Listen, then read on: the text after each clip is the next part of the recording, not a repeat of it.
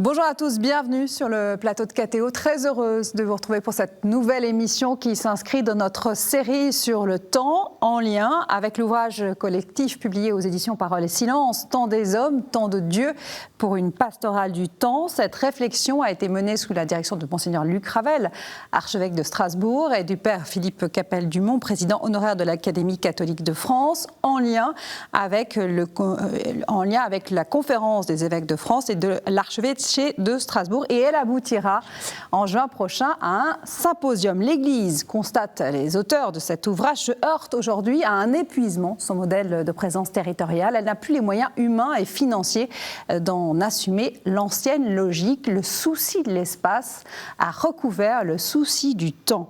Or, nous rappelle le pape François à plusieurs reprises, le temps est supérieur à l'espace. Il faut donc penser autrement la pastorale, la penser dans le temps et non plus dans l'espace. Et parmi les pistes de réflexion que nous retrouvons dans ce livre se pose la question de la charité. Comment l'Église vit-elle ce temps de la charité? Comment accompagne-t-elle la temporalité de chaque personne? Et là, relie-t-elle à travers ses souffrances, ses projets, à la vie éternelle? Alors, pour tenter de répondre à ces questions qui sont ardues, j'ai le plaisir de recevoir sur ce plateau Marie Chayeb. Bonjour. Bonjour. Vous êtes enseignante à l'Université catholique de Lyon, spécialiste en théologie patristique, et vous avez notamment étudié la magnifique figure de saint Irénée de Lyon. À vos côtés, le docteur Xavier Emmanueli. Bonjour. Bonjour. Fondateur du SAMU social, ancien ministre et membre de l'Académie catholique de France. Alors, vous avez tous les deux contribué à cet ouvrage collectif, chacun un chapitre. Vous avez travaillé, vous, Marie Chayeb, sur la théologie du temps chez Irénée de Lyon, et vous, Xavier Emmanueli, en consacrant un chapitre aux temporalités imbriquées de la médecine et du soin. Alors, Marie Chayeb, vous débutez votre chapitre avec ces mots, cette question d'ailleurs. Si le christianisme est parvenu à un stade de son histoire qui appelle à une relecture de ses pratiques, comment la théologie des pères de l'Église peut-elle participer à ce débat? Si l'histoire ne se répète pas, dites-vous, il y a des points de convergence quand même. Il y a des pistes de réflexion dont on peut s'inspirer. Lesquelles? Alors, la question est vaste. C'est vrai que je me suis souvent rendu compte que lorsque on fait appel à des historiens pour éclairer une question, le simple fait de faire ce pas de côté dans l'histoire permet en fait de se débarrasser des questions un peu trop épidermiques et puis d'aller de l'avant en faisant un petit détour par l'histoire. Alors moi, du coup, j'ai la chance depuis quelques mois d'habiter Lyon. Je fais un pas devant l'autre en admirant le fait que je vis au même endroit que la toute première communauté chrétienne de Gaulle, qui a été donc sous la houlette d'Irénée de Lyon, en première ligne avec des tas de questions nouvelles. Et pour moi, je crois que c'est vraiment important de faire ce pas de côté, d'aller voir comment réfléchissaient les pères, parce que ça nous nourrit. Je pense qu'il y a cette question de profiter de leur expérience, de profiter de leur sagesse. Et c'est pourquoi ça fait de longues années que je travaille sur Irénée. Alors, est-ce que vous pouvez nous remettre le personnage dans son contexte historique et nous expliquer en quoi c'était compliqué de vivre dans ces premières communautés chrétiennes? Alors, pour situer un peu, donc nous sommes à la fin du IIe siècle. Irénée est née en Asie mineure, ce qu'on appelait l'Asie mineure à l'époque, c'est-à-dire la Turquie d'aujourd'hui, autour de Smyrne. Donc Izmir aujourd'hui, on ne sait pas grand-chose de sa vie, mais simplement ce que lui met en valeur et qui est très important pour la suite, c'est qu'il a été formé par Polycarpe, qui était lui-même disciple de Jean. Et à chaque fois qu'il peut le faire, il le fait souvent dans son œuvre.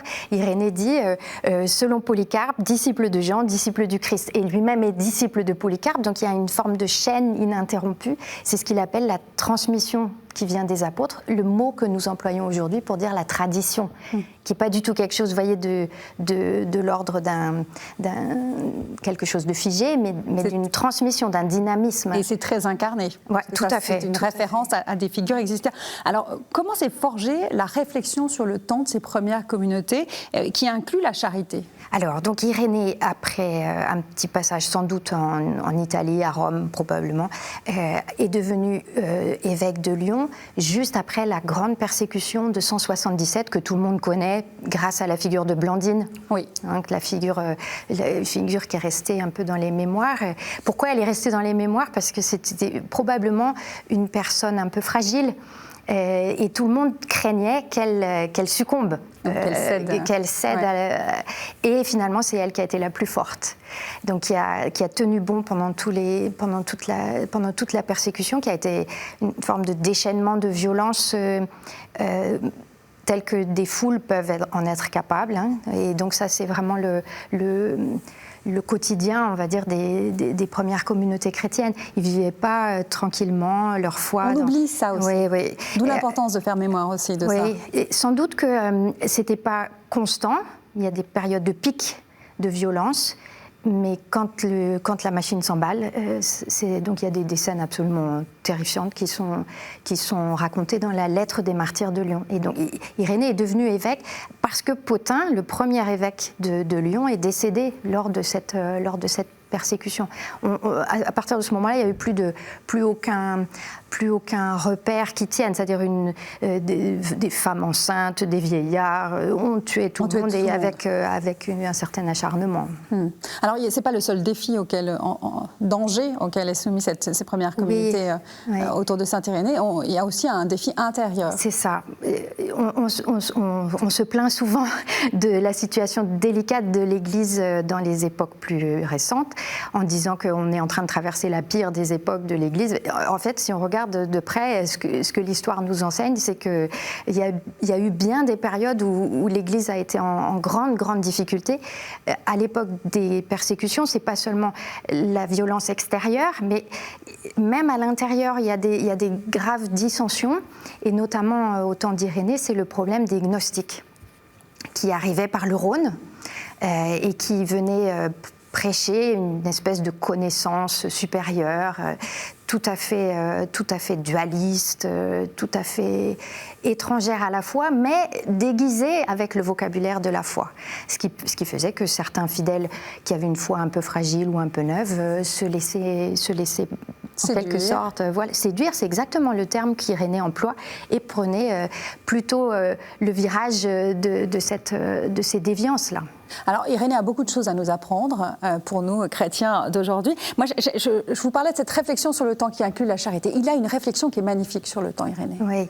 Alors, là, il faut prendre une petite précaution, parce que Irénée n'a pas écrit, donc il a écrit contre les gnostiques, il n'a pas écrit des chapitres bien charpentés, thématiques, en disant voilà ce que je pense sur le temps.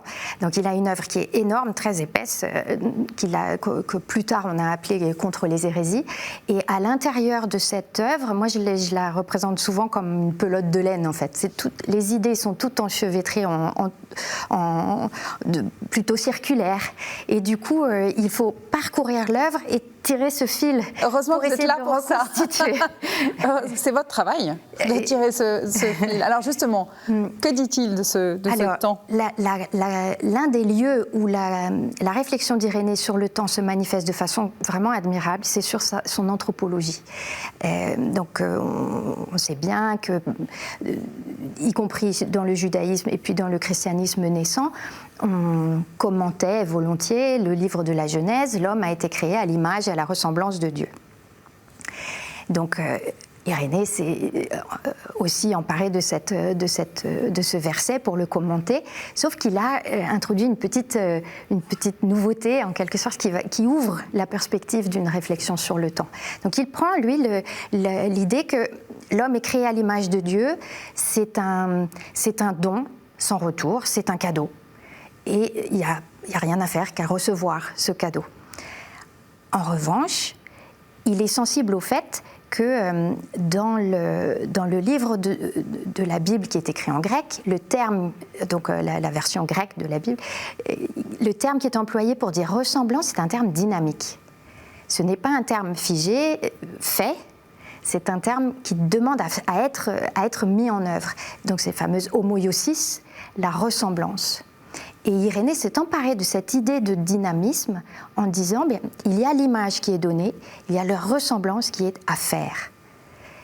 Et dans dans cet écart entre l'image et la ressemblance, s'ouvre la possibilité d'une réflexion sur le temps, où Irénée introduit notamment un magnifique développement sur la liberté. Dans ce petit écart s'ouvre le lieu de la de la responsabilité, de la liberté et de l'accompagnement de Dieu qui accompagne l'homme. Dans son immense amour, Dieu a créé l'homme non fini et on peut travailler, nous, pour avancer vers cette perfection. L'homme n'est pas parfait, mais il peut atteindre, il peut avancer vers la perfection. Donc c'est une théologie de la liberté qui est absolument étonnante à cette époque. Tout à fait étonnante dans la mesure où, dans le contexte philosophique du moment, les philosophies de l'Antiquité n'ont pas un regard très positif sur le temps. Il est soit cyclique, soit c'est synonyme d'une dégradation continue. Il n'y a pas de théologie antique qui ait un regard positif sur le temps. Et c'est vraiment une invention chrétienne, ça. C'est vraiment un apport spécifique des chrétiens. Et Irénée est un bon représentant de cette question-là. Il y a aussi quelque chose de très beau chez Irénée, c'est cette théologie de la gratitude qui en découle. Ah oui. Savoir dire merci, toujours et tout le temps. Alors, vous l'avez rappelé, c'est pas une époque qui était très favorable aux chrétiens. Donc, dans cet écart entre image et ressemblance, Irénée ouvre donc une brèche, en quelque sorte, pour que l'homme progresse. Il n'est pas le parfait.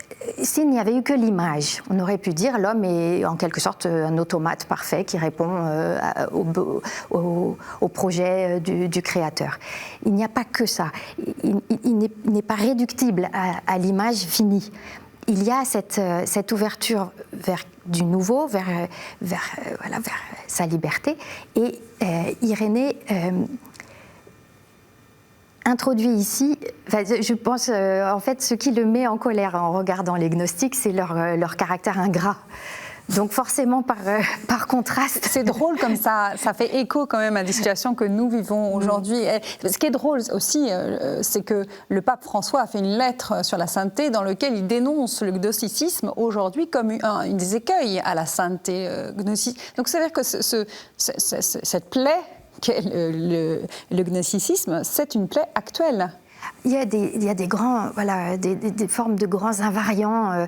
On retrouve des tendances dans toutes les hérésies qui traversent l'histoire, des tendances. Alors, chez les gnostiques, il y a cette tendance à placer la connaissance et à avoir la mainmise sur la vérité au sommet de tout.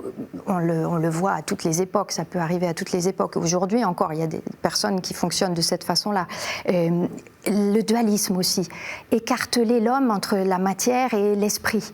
La matière étant forcément mauvaise. Forcément mauvaise. Ouais. Et forcément ce dont il faudrait se débarrasser pour que le meilleur de l'homme puisse atteindre une destinée, je ne sais pas laquelle. Irénée est complètement... Enfin, il parvient à lutter contre ces dérives à la fois dualistes et déterministes de front, en proposant à l'homme de trouver où est sa place. L'homme n'est pas Dieu. Il y a une distinction à faire entre le créé et l'incréé. Seul Dieu est incréé, donc seul Dieu est parfait. Puisque l'homme est créé, il n'est pas parfait. Et donc il est hors de question pour Irénée de considérer que l'homme est fait d'emblée. Il a quelque chose à faire. Il a quelque chose à apporter lui-même. Mais en même temps, il n'est pas mauvais. Parce qu'il œuvre l'homme. C'est une réflexion. La matière mauvaise, l'homme, voilà, c'est quelque chose qui doit retrouver un écho chez vous, docteur Emmanueli. Oui, ce que vous disiez tout à l'heure, que l'Antiquité n'avait pas compris ce dynamisme, en somme, kéros. C'est quand même le temps qui s'écoule pour faire monter et venir la déité. Oui. Donc il y avait déjà en perspective cet aboutissement, enfin, dans cette perspective du temps. Donc il n'est pas parfait, certes, mais il peut le tendre. Exactement. À la perfection. C'est la position d'Irénée, c'est sa proposition. C'est son boulot. C'est le boulot de l'homme. Oui. On est bien d'accord. Mais c'est à lui de devenir l'homme cosmique, je veux dire. Mais ce qui est intéressant, annoncé par le Christ. C'est que pour Irénée, l'homme n'est ni complètement soumis au destin, ni complètement lâché à arracher en quelque sorte la perfection par ses seules forces. Oui. Il est accompagné. Nous ne sommes pas tout seuls. Voilà. C'est pas la désespérance. Non, l'homme n'est pas un ange totalement serviteur et abouti, l'homme est en devenir, c'est ça que ça dit. Et comment il est en devenir au cours du temps. Et Dieu ne crée pas de choses mauvaises. C'est ça aussi qui est beau dans le message d'Irénée, c'est que Dieu a voulu l'homme ainsi, donc l'homme ne peut pas être fondamentalement mauvais. Irénée dit souvent qu'il ne fait que redire les principes de la foi chrétienne. En fait, ce principe était en cours de gestation. Vous avez sans doute remarqué que dans la Bible, il y a deux façons de concevoir la création. Dans le livre de la Genèse, il y a le fameux tohu-bohu que Dieu vient organiser en quelque sorte. Donc une création qui est organisation d'un espèce de magma. Et puis dans les livres plus tardifs, et notamment dans le livre des Maccabées, qui n'est pas sans relation d'ailleurs avec la situation de persécution que vivaient les premiers chrétiens à Lyon, c'est vraiment une situation assez semblable de persécution violente. Là, on commence à voir poindre l'idée que Dieu n'a pas seulement organisé une matière un peu en désordre, informe, mais il a posé dans l'existence quelque chose qui n'existait pas avant. Oui. Et cette façon de voir la création, les premiers chrétiens ont commencé à la travailler et à la valoriser par rapport à la première. Et petit à petit, elle est devenue la première, elle est devenue la vision chrétienne de la création. C'était totalement contraire à la pensée de l'époque, le fait que Dieu que le monde n'est pas né par accident. Alors, il y a cette dimension qui est tout à fait étonnante d'optimisme, c'est de se dire, puisque Dieu a tout créé à partir de rien, ça signifie que ce qu'on voit là, c'est le fruit de sa décision, donc c'est bon. C'est bon, forcément. Voilà. Il y a un sens à ça, en tout cas. Et ça ouvre, là aussi, ça ouvre une dimension de relation au monde tel qu'on le voit, qui est dans la confiance, dans la bonté, dans la gratitude que nous avons évoquée, qui n'est pas de méfiance, ou bien de considérer le monde comme un leurre ou comme un piège. On est dans une relation de confiance avec le Créateur. Et vous vouliez rajouter quelque chose ? Oui, c'est extrêmement d'actualité capitale. Beaucoup de jeunes types, mais même de moins jeunes, arrivent à formuler une pensée disant qu'on est en fait des avatars d'ordinateurs au fin fond du futur, où tous nos destins, il y a un logiciel et nous on est simplement des créatures, comme dans les jeux vidéo, des créatures comme ça qui s'agitent, des ombres, comme disait Shakespeare, on est des ombres qui passent, des avatars. Et ça, je l'entends très souvent de la part de gens qui sont habitués, d'adolescents, qui sont habitués aux jeux vidéo. Dans le fond, une existence humaine, on est dans cette illusion. Nos destins sont quelque part, on est dans un jeu vidéo, Matrix, voilà. On n'est pas maître de son destin. C'est qu'en fait, on est joué quelque part. On est joué, oui. Genre de pantin, de marionnette. Oui, et donc vous avez beau faire ce que vous voulez. Et c'est pour ça que c'est extrêmement important de dire non, on est créé. Bien sûr que les destins sont fixés, tous les événements du monde sont déjà... on est en préexistence, si j'ose dire. Mais nous, notre liberté, c'est de faire monter notre déité. Et c'est la différence. C'est pas moi qui ai dit le déité, hein, c'est le cerveau qui est employé. C'est ça le projet. L'homme a le contrôle. C'est faire de l'homme, c'est l'étincelle divine de l'homme aussi. C'est le fait que nous avons le contrôle de nos existences et qu'on peut influer sur le cours des choses. Dieu nous a créés pour cela. C'est quand même... Ouais. Alors, je suis un peu réticente avec les étincelles parce que justement, c'est le vocabulaire des gnostiques. Ah, pardon. En fait, eux se considèrent comme des étincelles divines tombées dans la matière. Donc, leur projet, c'est de sortir de la matière et de remonter à l'état d'étincelle. Voilà, le plérome divin. Voilà. Alors, Irénée ne parle pas d'étincelles, mais par contre, il nous permet de redécouvrir quelque chose qui est sans doute un grand besoin pour aujourd'hui.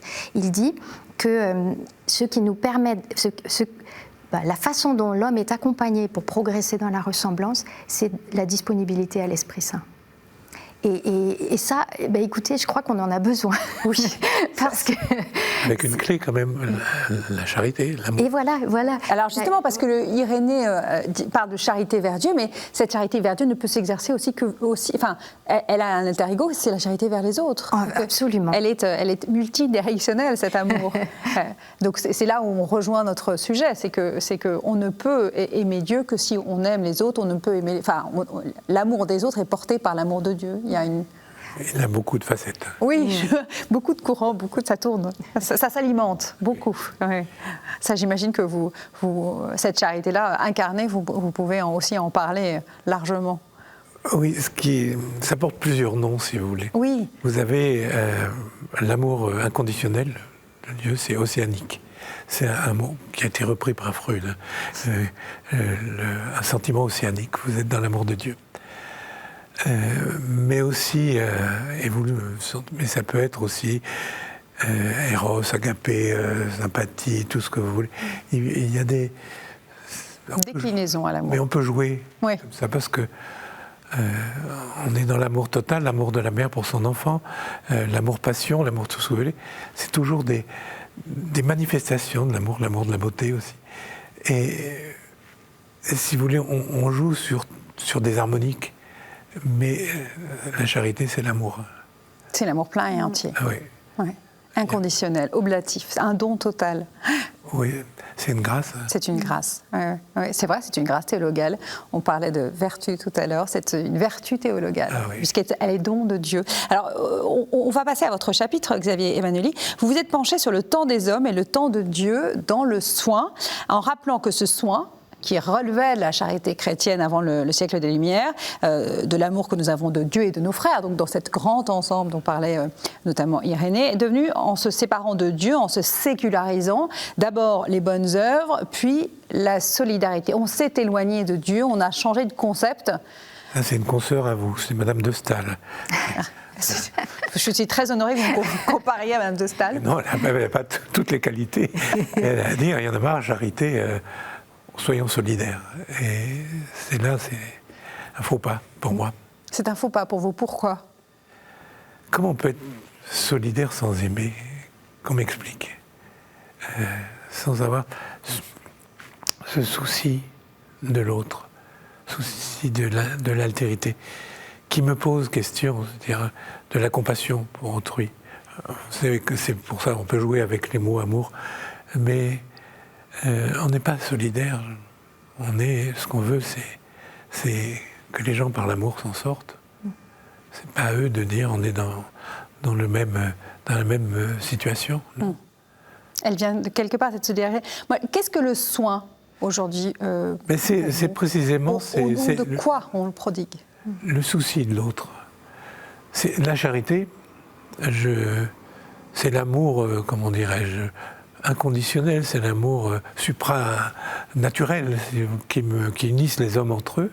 C'est ça le programme. Les hommes entre eux, les hommes avec les anges avec Dieu.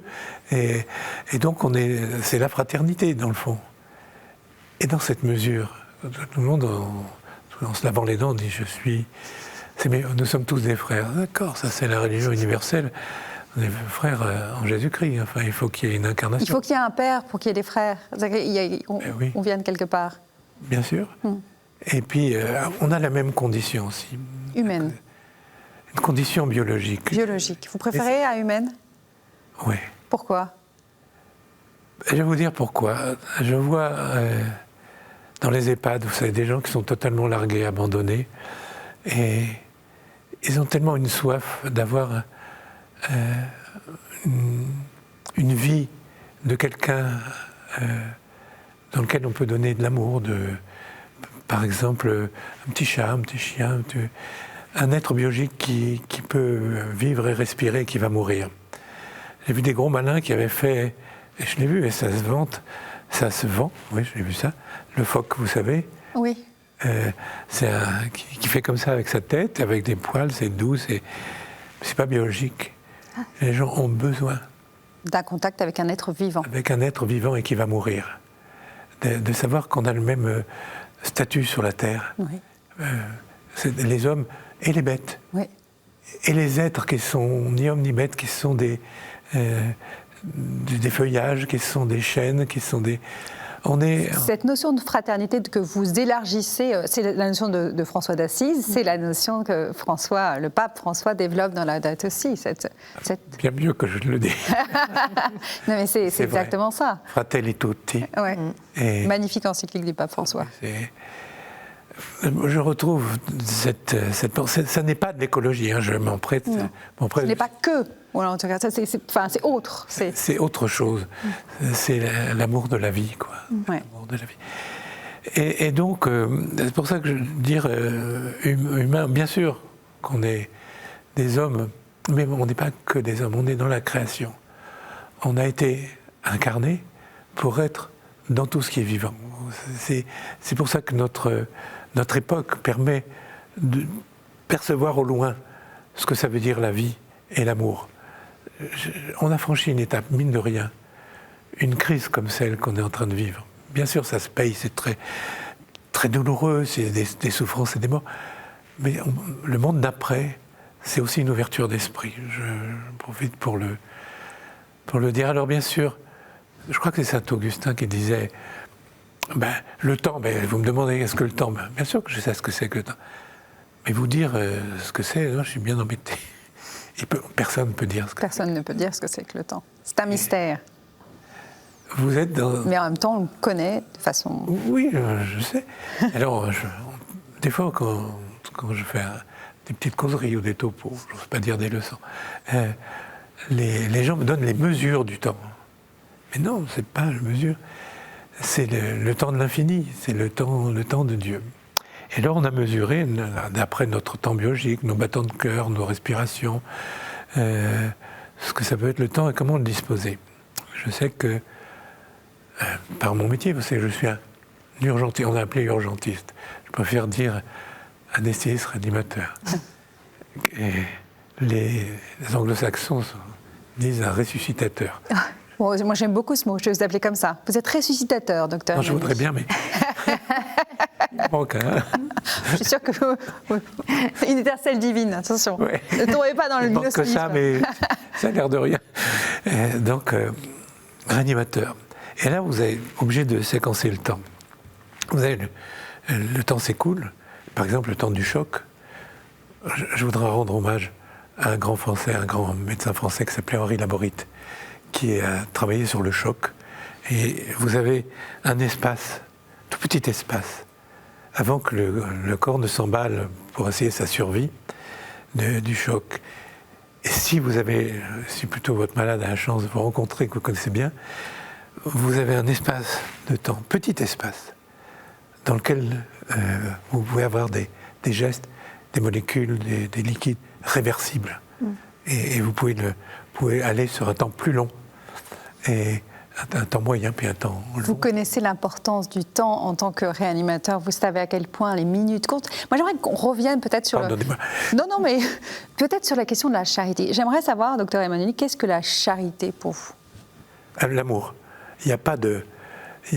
Par exemple, mais je m'explique, je ne suis pas le béat de service. C'est un très joli rôle quand même. Oui, c'est vrai. Voit tout, c'est tout, entend tout, ne comprend rien. On le trouve dans la crèche, donc il a son importance. Écoutez, c'est la compassion d'abord. Je vous demande de croire ce que je dis. C'est que depuis que je suis tout petit, j'avais un père médecin quand même, et qui nous racontait les histoires de la maladie, du corps, comment il se réparait. Et il se recevait évidemment sa salle d'attente. J'étais tout petit. Et finalement, on voyait des gens affaiblis, des gens cassés, des gens... Ils vous montrent une sorte de compassion. D'où ça vient, c'est une grâce de le comprendre. Vous êtes bouleversé bon, ça passe, hein, je veux dire, passez pas votre vie à ça. Mais vous avez cette tendance de vouloir quelque chose pour lui. Vous sentez la souffrance, le malaise. C'est très dénaturé, la notion d'amour, si vous voulez. Oui, très galvaudé parfois. Non, mais d'avoir ça. Après, ça se transforme en souci. J'ai le souci de l'autre. Si je peux faire quelque chose pour toi, c'est pas la charité de Madame la Marquise, c'est par les gestes que je connais, si je peux, c'est une attention à l'autre. Voilà, une attention. Si je peux, je le fais. Et d'ailleurs, dans le code pénal, c'est l'article 223B, je crois. Ah, c'est vous qui avez été ministre, c'est vous qui connaissez. Vous êtes obligé par la loi, quand vous voyez quelqu'un en danger, sur votre chemin, vous n'avez pas cherché Pierre-Paul à l'autre bout du monde, encore que. Vous l'avez fait, vous, aller chercher Pierre-Paul au bout du monde. Vous avez l'obligation de porter secours. Oui. Et ça, c'est une caractéristique de la loi française. Elle n'existe pas. Voilà. Elle existait. En tout cas, dans le droit. C'est beau comme. Et il m'arrive un truc. Vous allez voir les paradoxes. Je suis anesthésiste réanimateur. Ressuscitateur. Ressuscitateur. Ouais, enfin, je me prends pas trop la tête. Je n'en doute pas une seconde. Et donc, j'aurai Adolf Hitler ou Pol Pot en train de crever dans le ruisseau. Qu'est-ce que je fais? Je le réanime. C'est pas à moi de choisir. Et en cette mesure, quand on entend par exemple qu'il y a quelqu'un qui est en perdition en mer ou dans la montagne, tout le monde trouve normal, trouve d'aller tous les efforts, même au prix de prendre des risques, d'envoyer des hélicoptères, des au prix de la mort d'autres hommes parfois. Oui, pour aller chercher ce type qui est en perdition. Pourquoi? Parce que cet homme, parce qu'il risque sa vie, qu'il est en perdition, il est l'ambassadeur de tous les hommes, dans la posture de l'homme qui va mourir. Donc, après, on le ramène, on s'aperçoit que c'est un assassin. Mais peu importe, c'est au nom de cette humanité. Mais après, il a affaire à la justice des hommes. Oui, et quand tu dois payer aussi peut-être la facture. Pas toujours d'ailleurs, ça a été un grand débat là-dessus. Mais peu importe, les moyens humains et financiers, il faut sauver cet homme. Il le faut, c'est notre ambassadeur. C'est parce que moi-même, je vais mourir, et il me représente. Il représente notre humanité. Et donc, quand vous allez dire c'est kantien. Non, moi je suis chrétien. Kant c'est bien, c'est pas mal. Mais Dieu le Christ c'est mieux. Mais oui, mais justement ça vous dit pourquoi il le fait. Il le fait au nom de notre divinité, celle qui nous a donné pour faire aboutir. C'est votre choix. Ça a été donné par amour, ça.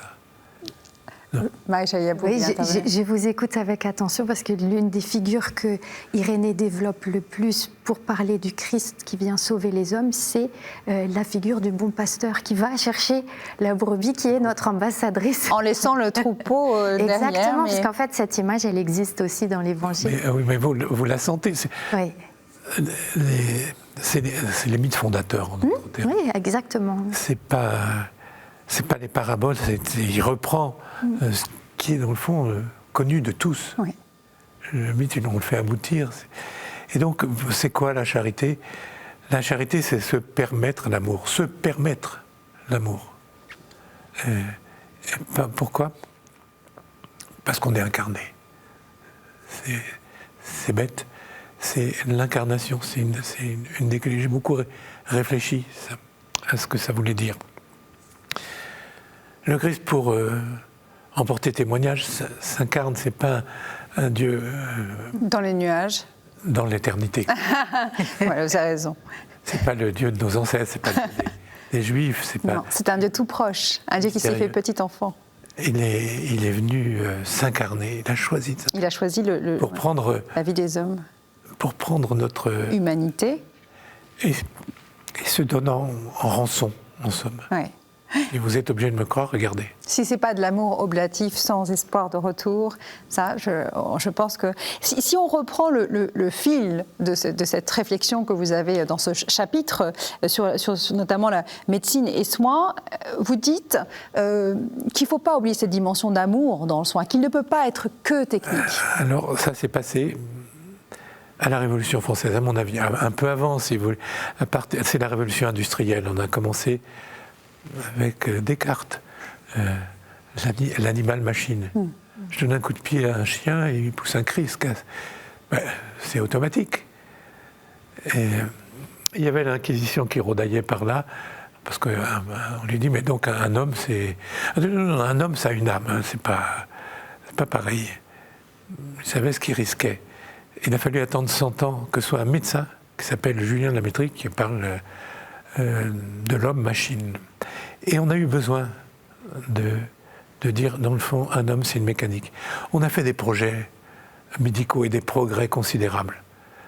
Parce qu'on avait cette vision-là, on n'aurait pas pu, si l'homme avait été encore le Fils de Dieu. Il avait un autre... Enfin, le Fils de Dieu, je veux dire, l'enfant de Dieu. Oui, il avait un autre statut. Il était dans la fatalité.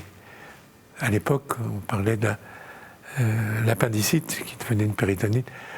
Le pauvre, il est atteint de colique de miséréré. Miséricorde. Et donc, on a voulu prendre... On a été Prométhée, si vous voulez. On dit, on n'a pas besoin, comme disait Laplace, à Napoléon, il dit, et Dieu dans tout ça. Avant, Jacques Chancel avait dit ça. Et Dieu dans tout ça. Il a dit, sire, je n'ai pas eu besoin de cette hypothèse. Cette hypothèse. Oui, tout à fait. On était encore dans l'hypothèse. On n'avait pas totalement éradiqué Dieu. Et là, par exemple, quand mes camarades, qui étaient des types valeureux et que j'aimais encore, quand ils savaient que j'étais croyant, prenaient pour un gentil débile. Quoi. Un naïf, un béat encore. Et voilà, c'est parce que tu deviens vieux, tu as peur de la mort. Mais non, j'ai pas peur de ça. Mais j'ai besoin. Et donc, si vous voulez, on a abandonné. Et on a voulu avoir nos propres destins. On est devenus des sujets. Et des sujets mécaniques. On appelait ça des hommes mécaniques, ceux qui faisaient les petits travaux. Et là, on s'est battu, on a compris, on a fait... On n'est qu'une mécanique, c'est vrai. Votre hanche ne va pas, on va vous la changer, votre poumon, votre cœur, votre rein, avec le cerveau qu'on ne peut pas changer. Mais... et on est en pièces détachées. De là à dire, c'est quoi Dieu là-dessus ? On est une mécanique et qui va mourir. Et d'ailleurs, on peut faire l'homme augmenté. Mais c'est ça, c'est-à-dire que si on va suit le raisonnement jusqu'au bout... Qui est en train de se faire. Oui, c'est un des risques de cette époque. Parce que vous êtes augmenté, vous êtes un homme parfait, vous êtes dans la perpétuité. Alors moi, j'aimerais qu'on évoque une des questions que vous soulevez. Vous dites que le médecin est le descendant du guérisseur. Pourquoi ? Justement parce que nous ne sommes pas qu'une mécanique. Alors là, c'est là où mais je vous cite. Non, nous ne sommes pas qu'une mécanique. Mais le guérisseur qui croit dans les dieux et croit que nos destinées s'écrivent et s'inscrivent pas sur la terre, ils s'inscrivent ailleurs. Et donc c'est le chaman qui va interroger les dieux, les ancêtres, avec un petit peu de drogue quand même. En Afrique, au Gabon, vous prendre un peu d'iboga, vous prendre des peyotes, pour vous mettre dans un état second, et là on va interroger les dieux. Aide-moi, qu'est-ce qui se passe ? Et il a péché, le gars. Il faut le purifier. Il faut une cérémonie de purification. Et ça, c'est resté dans nos... mentalités d'occidentaux. Dans toutes les mentalités de tous les hommes. Ouais. Vous avez péché, vous êtes sali, vous êtes dégueulasse. Vous êtes malade. Donc c'est pour ça que vous êtes malade. Ouais. Alors on va essayer de faire ce qu'on peut avec des drogues. Mais si ça résiste, c'est que vous êtes vraiment un grand pécheur et que c'est plus possible. Après, on vous laisse entre les mains des dieux. Là, il y a un moment. Mais ce qui est étonnant... pardon, vous vouliez peut-être finir.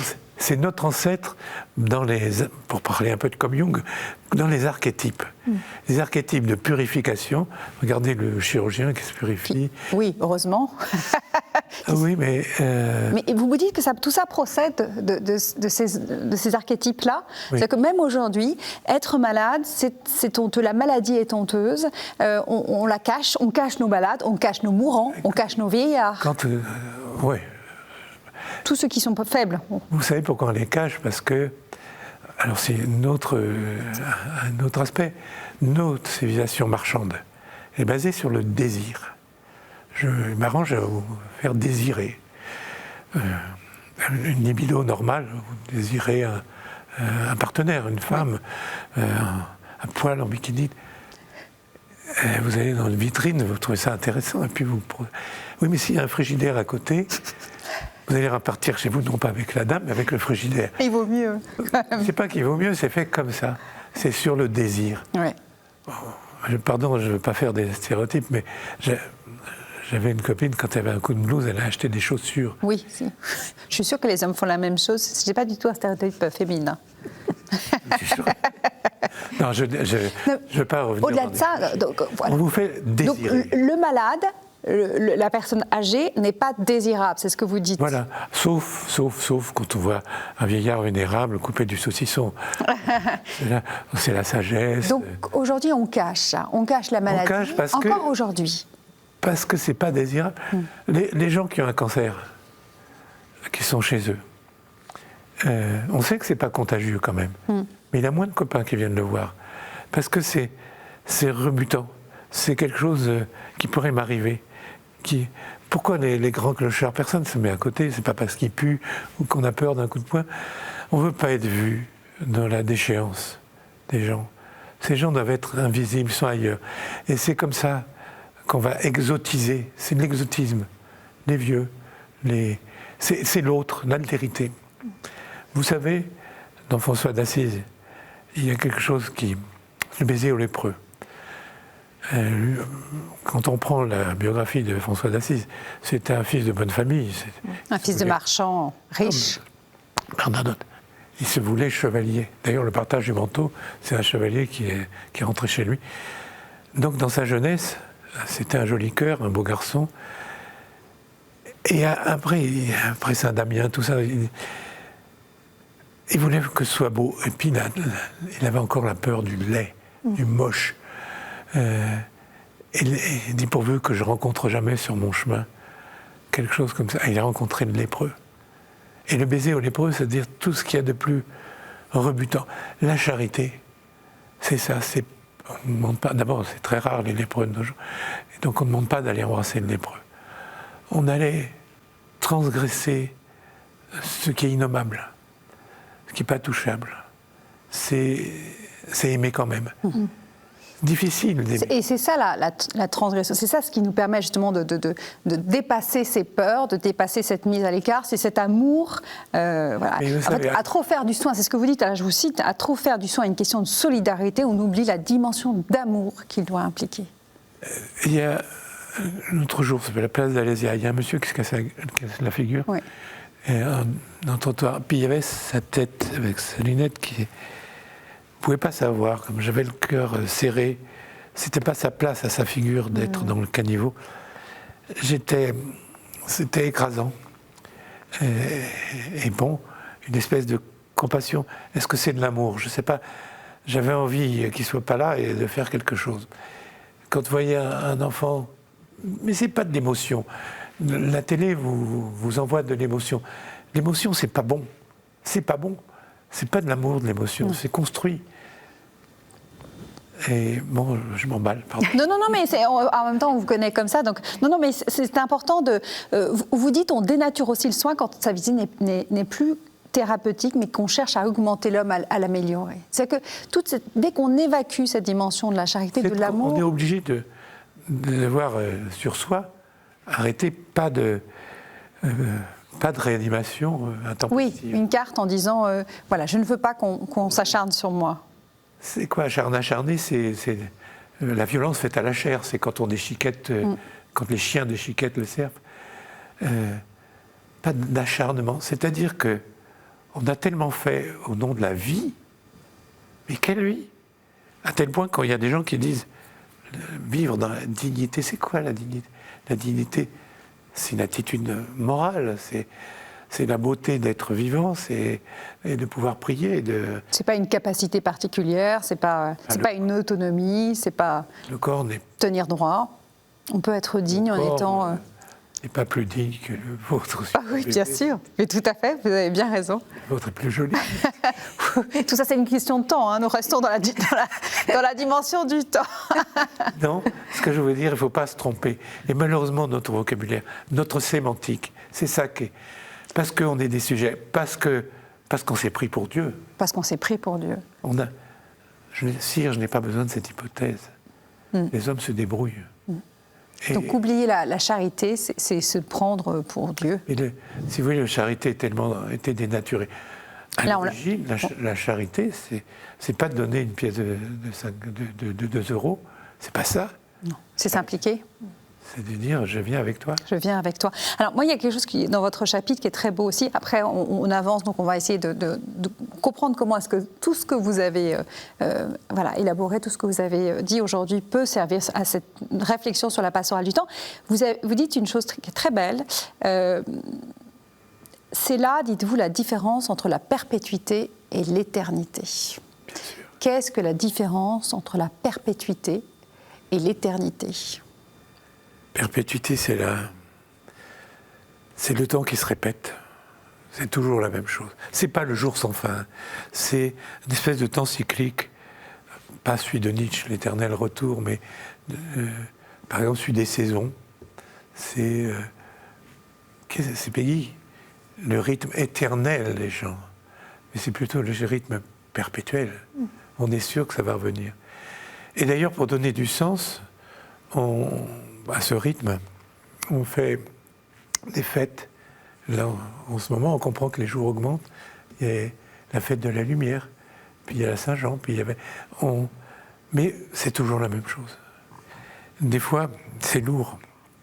Perpétuité, la répétition des éternels sans ouverture. L'éternité, c'est faire apparaître notre destin. Moi, je l'appelle le destin cosmique. C'est celui que... On parlait de François d'Assise. Un jour, il reçoit les stigmates. Il sort de la terre. Il dit à la résurrection. La résurrection à l'amour, la résurrection à l'esprit, on est dans l'éternité. L'éternité, ça ne veut pas dire que... qu'est-ce qu'il disait? L'éternité, c'est long, surtout vers la fin. C'est Woody Allen qui disait ça. Mais d'être sans fin, on est hors du temps. Ça ne veut rien dire. Bien sûr que le temps ne peut pas s'écouler. Il n'en a pas besoin. Il est là. Vous êtes dans le sentiment océanique de l'amour, de l'aboutissement. Sentiment océanique de l'amour. Marie Chayeb. Je rebondis aussi sur cette idée parce que, de fait, dans la tradition chrétienne, il y a deux façons de concevoir l'éternité, cette espèce de repos sans fin auquel aspirent certains auteurs bien connus, et puis d'autres qui vont au contraire dire que l'éternité, c'est un éternel dynamisme vers Dieu, puisque Dieu est la perfection, on n'aura jamais fini de s'approcher de lui. Et Irénée fait partie des tout premiers à avoir écrit sur le fait qu'en Dieu, il y a toujours de la croissance. Toujours de la croissance. C'est pour ça parce qu'il y a un cœur des anges que les séraphins brûlent d'amour éternellement. Et c'est pas quelque chose de, comme vous disiez, de perpétuel au sens de figé finalement. C'est une croissance et un dynamisme total. En chemin. Perpétuel. Par la charité. Alors, par la charité. Alors, on arrive à la quasi-fin de cette émission. Il nous reste encore quelques minutes. Ma question est très large.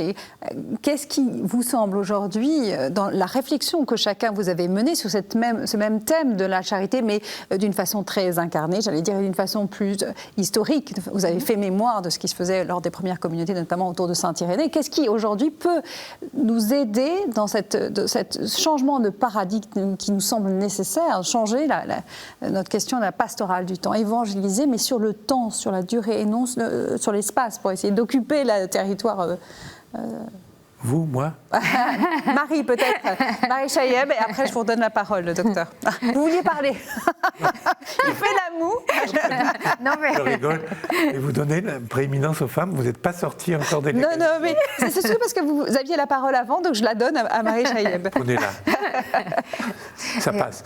Il me semble que ce pas de côté qu'on peut faire en lisant des auteurs anciens, très très anciens comme Irénée, ça permet, je crois, de rechoisir certains principes sur lesquels on veut fonder une action valable pour aujourd'hui. C'est-à-dire toutes les grandes idées qui peuvent paraître abstraites, mais qui ne le sont pas du tout pour quelqu'un comme Irénée. Donc le fait de se rendre chaque jour, même on pourrait presque dire chaque minute, disponible à l'Esprit Saint. C'est enthousiasmant comme façon de concevoir une nouvelle façon d'être au monde. Le fait également, on ne l'a pas évoqué, mais de sa théologie du consentement. Entre l'image et la ressemblance, il y a quelque chose à faire. Cette chose à faire, on a dit, c'est pas de la soumission, c'est consentir au projet de Dieu. moi je me dis ça peut être tout à fait valorisé aujourd'hui, cette idée de consentir au projet que Dieu a en tête et d'y participer. C'est ni de l'occupation de l'espace, mais c'est à chaque moment un moment de responsabilité, un moment de liberté, un moment de consentement, de gratitude. Toutes ces belles, c'est pas des belles idées en l'air. Non, mais c'est une conversion. C'est quand même. Je crois volontiers que c'est bien plus exigeant finalement que les recommandations diagnostiques pour lesquelles tout était déjà figé. Ceux qui étaient sauvés de toute façon, quoi qu'ils fassent. Ceux qui étaient perdus étaient perdus. Il n'y a rien à faire. Et du coup, finalement, c'est assez simple. C'est un côté très janséniste. Mais je pense que ces belles intuitions profondes, si on les réhabite de nouveau, peuvent vraiment être très, très et tout porteuses. Ça dans cette dimension exceptionnelle qu'est la charité. Docteur Emmanueli, je vous repasse la parole. Enfin. Comment est-ce que tout ce que vous avez, toute votre réflexion peut nous aider dans cette, et élargir ce champ de la pastorale? Vous savez, ce qui va nous sauver, c'est l'apostasie. C'est l'absence de repères, de symboles, de croyances, d'espérance. On en est là. C'est la société moderne. Ouais. Mais ce n'est pas nous, chrétiens, rassurez-moi. Ou pas à tous, en tout cas. Les chrétiens, à condition qu'il n'y ait pas des saints au néon. Vous savez, j'en connais. Vous chercherez. Moi, je suis bien certaine que quand le pape François dit qu'il y a encore beaucoup d'obstacles à la sainteté, il a raison. Il y a encore des hérésies très actuelles au sein de notre Église. Ouais. C'est pas ceux qui parlent et qui se montrent pleins de compassion à la télé. Et donc, il faut faire abstraction de nos outils de désir. Parce que le désir est là, figurez-vous. Je crois que aussi le vocabulaire. Moi, j'ai du mal à dire Dieu parce que c'est comment dirais-je, la perfection, on ne pouvait pas la dire. C'est un sentiment. D'ailleurs, je crois que les anciens avait du mal à prononcer. Et qui veut parler à Dieu parle au Christ. Là, oui, Christ qui se fait homme. C'est l'actualité du Christ. Le Christ. C'est l'incarnation dans un frère. Et là, c'est à travers mon frère, je suis désolé, comme ça que. Et tout le monde est mon frère et ma sœur. Je le sais et je le sens. Des fois, je me dis, il n'y a qu'une seule créature qui habite la terre, c'est l'humanité. Quand on dit dans la Bible, croissez et multipliez-vous, quand on a l'humanité, c'est à hauteur des montagnes, des fleuves, et on peut agir sur notre environnement. On est une créature à la hauteur de notre environnement, de la Terre. C'est pour ça qu'on a des responsabilités. Et c'est là, dans Fratelli Tutti, c'est par là que ça passera. C'est par là que ça passera. D'avoir compris que la créature multiple de tous les hommes, qui est dans la mesure où ils s'aiment, c'est par là que ça passera. Donc il faut changer notre sémantique, changer notre discours. Mais ça va venir. Moi, je suis un profond optimiste. On le sent.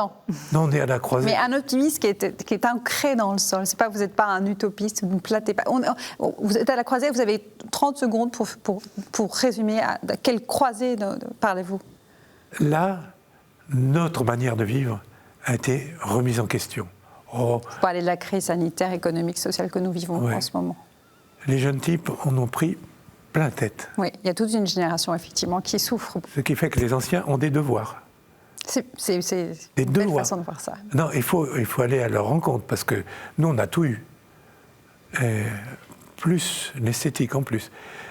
Et il faut leur donner l'amour. Et le sens. Et le sens. L'amour, le sens, mais ça s'apprend. Mais ça s'apprend. Ça s'apprend comme tout. Puisque nous sommes en progression, nous ne sommes pas finis. Nous avons cette grande liberté de l'apprentissage. Ça s'apprend de maître à élève. Sur le terrain aussi. Merci beaucoup, docteur Emmanueli. Merci à vous. Voilà. Marie Chaillet, merci à tous les deux pour avoir alimenté ce débat. Et je vous invite à approfondir cette réflexion donc, avec le livre qui a été publié le 26 février dernier aux éditions Parole et Silence et qui s'appelle Temps des hommes, temps de Dieu pour une pastorale du temps. Vous pouvez retrouver l'ensemble de ces émissions sur le site KTO cateotv.com. Merci à tous, à très bientôt. Merci.